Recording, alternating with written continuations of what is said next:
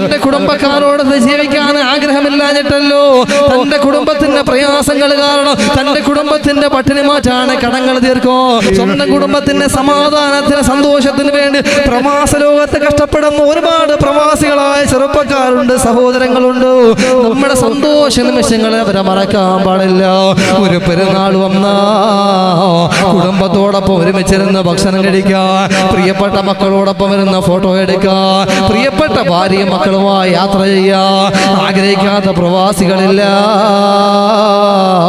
പ്രിയപ്പെട്ട ഭാര്യ പെരുന്നാളിന് അയച്ചു കൊടുക്കുന്ന ഫോട്ടോ കണ്ടിട്ട് സന്തോഷമടയുന്ന പ്രിയപ്പെട്ട പ്രവാസികളായ സഹോദരങ്ങളില്ലേ, അവരുടെ വേദനകൾ മറക്കുകയോട് പ്രവാസ ലോകത്തേക്ക് കടന്നു പോകുന്ന പ്രിയപ്പെട്ട പ്രവാസികളില്ലേ, അവരുടെ കൂട്ടുകാരോടത്ത് കടന്നു പോകാൻ ആഗ്രഹമില്ലാത്തത് കൊണ്ടാണോ, കൂട്ടുകാരോടത്ത് ജീവിക്കാൻ ആഗ്രഹമില്ലാത്തത് കൊണ്ടാണോ കടങ്ങൾ കൂടി പോയി. പ്രിയപ്പെട്ട ഭാര്യ നോക്കണം, മക്കൾ നോക്കണമല്ലോ, ഭാര്യ നല്ല ഭക്ഷണം കഴിക്കട്ടെ, മക്കൾക്ക് നല്ല വിദ്യാഭ്യാസം കിട്ടട്ടെ, എല്ലാം മറന്നുകൊണ്ട് ത്യാഗസന്നദ്ധരായി കടന്നു പോകുന്ന പ്രവാസികളില്ലേ, അവന്റെ മനസ്സിന്റെ ഉള്ളിലുള്ള വേദനകളെ കുറിച്ച് എന്തേ നിങ്ങൾ ചിന്തിക്കാത്തതോ, അവന്റെ മനസ്സിന്റെ ബേജാറിനെ കുറിച്ച് നമ്മൾ എന്തേ അറിയാതെ പോകുന്നതോ.